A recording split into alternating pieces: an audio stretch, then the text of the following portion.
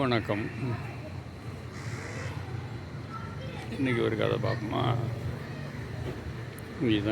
இதனால் இவன் முடிக்கும் என்றாய்ந்து அதனை அவன்கண் விடல் என்பதாக வள்ளுவர் சொல்லுவார்.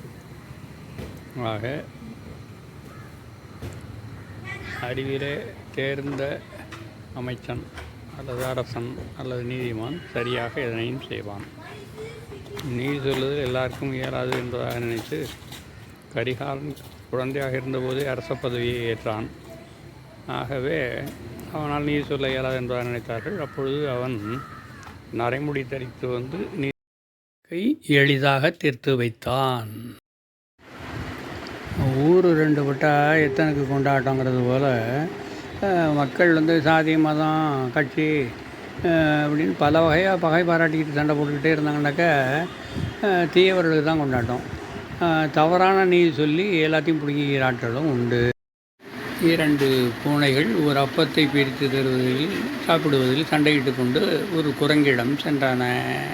அதை பிரித்து தர வந்த குரங்கோ என்பதாக சொன்னதும் பாகம் பிரிக்கிறேன் பேர் வழி என்பதாக 2 பக்கமும் பிரித்து வைத்து இது அதிகமாக இருக்கிறது 2 பக்கமும் எடுத்து தின்று கொண்டே 2ஐயும் தீர்த்து விட்டு சிக்கலான வழக்கையும் எளிதாக தீர்த்து வைத்த அறிவாளிகள் உண்டு. யாராலும் தீர்க்க முடியாத ஒரு வழக்கை ஒரு ஊரில் நடந்தது. 7 மாடுகளை 3 பிள்ளைகளுக்கு பிரிக்க வேண்டும் என்று ஒரு பெரியவர் உயிரெழுதி வைத்தார். மூத்த பிள்ளைக்கு பாதி, 7 மாட்டில் பாதி, எவ்வளவு 3.5.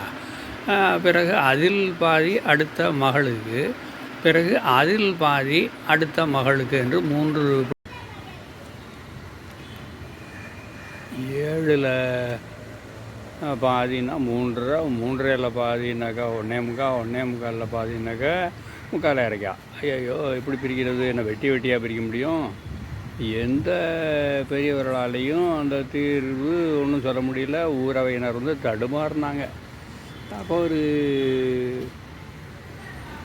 தாத்தா பெரியவர், சரி நான் தீர்த்து வைக்கிறேன், வாங்க எல்லாம் உட்காருங்க அப்படின்னு சொன்னார். சரி, 7 மாடு இருந்ததா? சரி, இப்போ மாடெல்லாம் நீங்கள் ஒன்றும் எடுத்துகிட்டு வர வேண்டாம். 7 மாட்டுக்கு 7 ஒரு அடையாளமாக சோழியை வைங்க. இப்போ என்னோட ஒரு மாட்டை இதோட சேர்த்து வைக்கிறேன். அப்போ 8 ஆச்சு. 8 உங்களுக்கு உள்ள பகுதி சேரணும், அவ்வளோதானே. பாதி அதில் பாதி அதில் பாதின்னு சேரணும், அவ்வளோதானே. அதை சேர்த்துருங்க. இப்போ 7ஓட 1 8 ஆச்சா? ஆமாம், உங்களுக்கு 7 மாடு தான் தரணும். இப்போ பாருங்கள், 7 1 8. 8ல் பாதி சொல்லுங்கள். மொதல் பையனுக்கு எவ்வளோ தரணும்?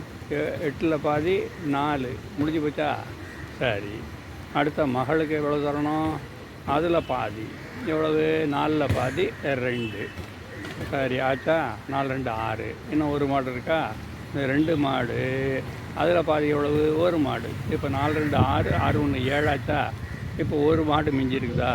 அது என்னோட மாடு. சரி, தீர்ந்து போச்சா? இப்போ 4 2 1. ஆக 4 2 6, 6 1 7ன்னு எடுத்துக்கங்க என்பதாக சொல்லிவிட்டார் அந்த பெரியவர். ஆக அறிவார்ந்த வகையிலே தீர்ப்பு அமைதல் வேண்டும். மக்களுக்கும் துன்பம் வரக்கூடாது, பிரிக்கிற பொருளுக்கும் துன்பம் வரக்கூடாது. நேர்மையான முறையில் தீர்ப்பும் அமைதல் வேண்டும். அவ்வாறு அந்த தீர்ப்பை சொன்னார்கள். பாகம் பிரித்தார்கள் என்பதாக பார்க்கிறோம்.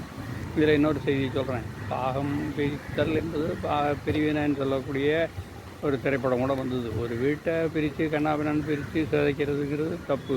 சொத்தை பிரித்து குடும்பத்தை உடைக்கிறதுங்கிறது தப்பு. அவங்கவுங்களுக்கு உள்ள பாகத்தை எடுத்துக்கிட்டு கூடி வாழ்ந்தால் கோடி நன்மை வாழலாம்.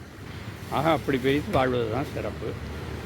இன்னொன்று, கணவன் மனைவி என்று இருக்கிற பொழுது 2 பேரும் பிரியாமல் வாழ வேண்டும். அதை சொல்லக்கூடியதாக இறைவனே இருக்கிறான் என்பதாக சொல்வதாக தான் இறைவன் இறைவி என்பதாக பாதியாக அமைந்திருக்கிறார்கள் என்பதாக இறைவனை அம்மையப்பனாக இருக்கிறான் என்பதாக சொல்வது வழக்கம். ஆகவே தன்னுடைய உடலிலே பாதியை கொடுத்தான் என்பதாக சொல்வதனாலே பாகம் பிரியாள் என்பதாக இறைவியினுடைய பெயரே அமைந்திருக்கிறது என்பதாக பார்க்கிறோம். ஆக வாழ்க்கையில் ஒற்றுமையாக வாழ்தல் வேண்டும். சமமாக, சமத்துவமாக, நேர்மையாக, நீதியோடு வாழ வேண்டும் என்று நாம் அறிந்து கொள்கிறோம். வணக்கம்.